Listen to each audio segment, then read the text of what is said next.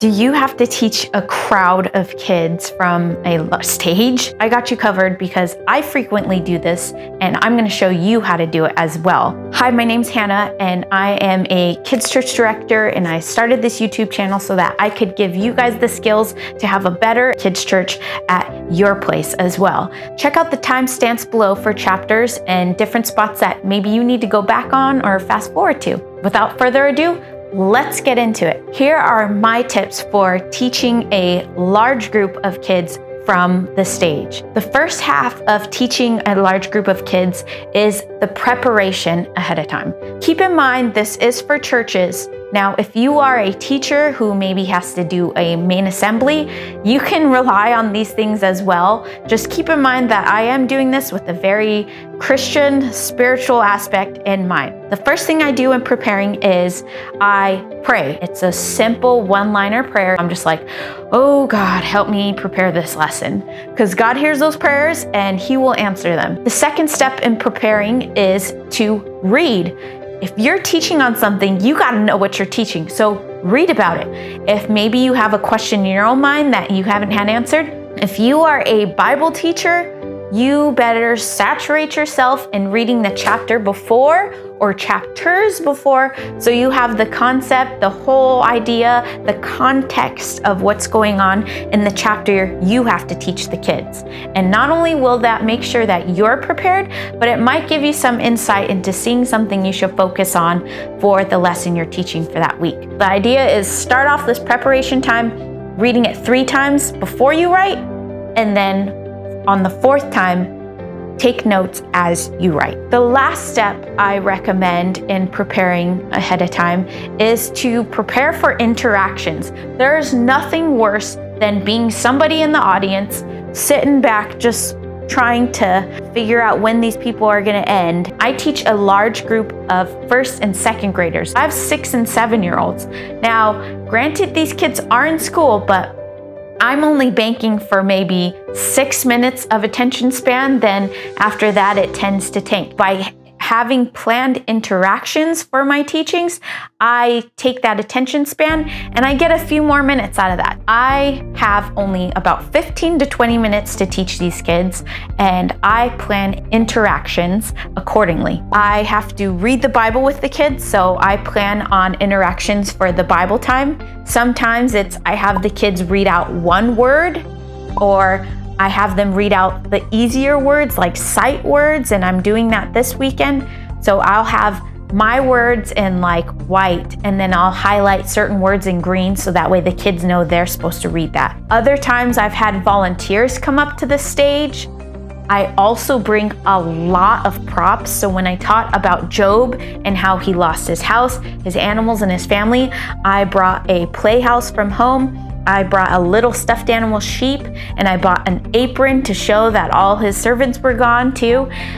Plan for your props, plan for your interactions. That way your kid's attention span stays pretty solid. You can't help if a kid loses you, but if you lose the whole crowd, then you have a problem. And then all the poor teachers and volunteers and helpers in the audience that are supposed to be making sure these kids don't run away, they'll have less of a problem. So plan for interactions, that way everybody's attention span and excitement can be high. So those were the 3 steps I do to prepare.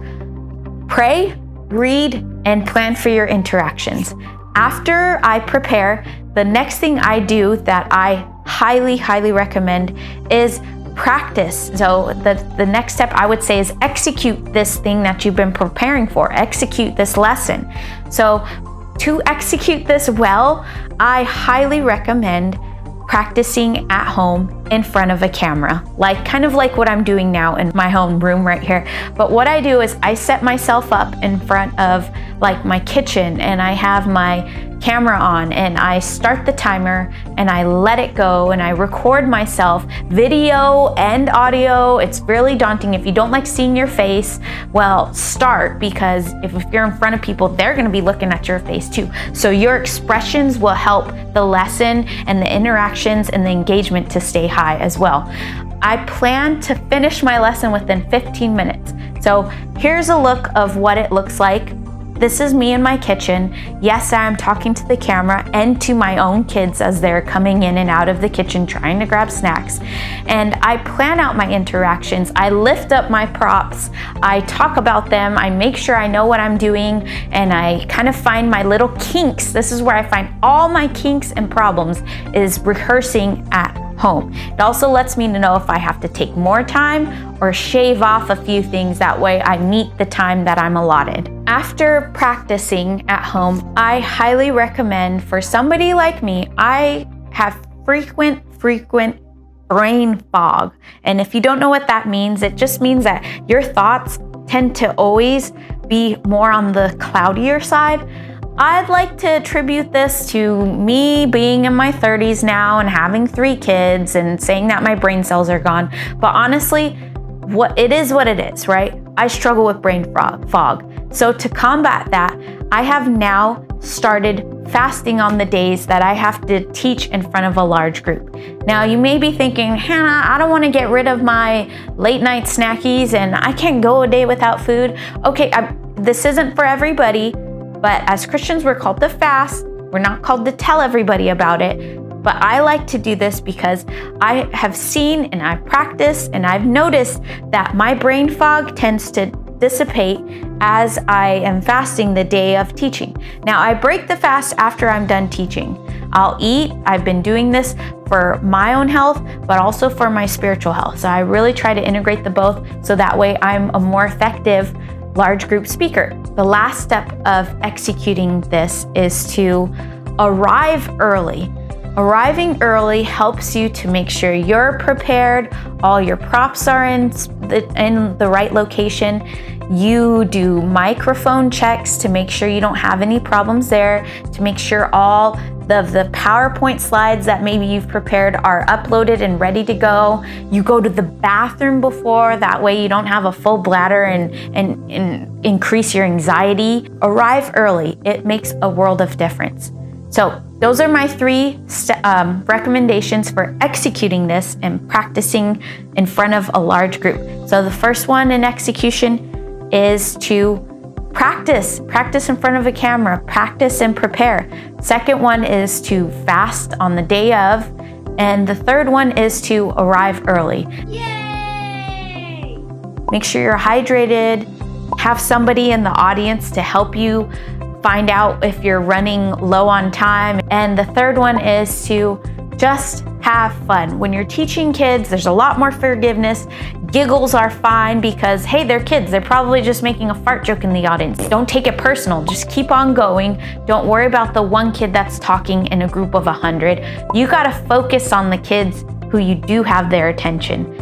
Drain out all those distractions as best as you can and keep eye contact with the kids who are looking at you. Because if they notice you scanning the room, you're looking to the right, you're looking to the center, you're looking to the left, they'll be more inclined to look at you as well. So those are my tips for talking to large groups. I tend to develop a flow of how I prepare now. All my slides go through a certain routine. And so let me show you in a different video how I prepare those slides, because those are just my final tips for today. But thank you so much for tuning in. Look out for another video of me wearing the same shirt for part 2. If you feel discouraged, don't give up. Just keep on taking deep breaths. Find a friend to support you. Just let them know that, I'm teaching a large group of kids, feel really nervous, I got the jitters, whatever. Pray with them, support each other. That's what we're all here for. God bless you guys. Bye.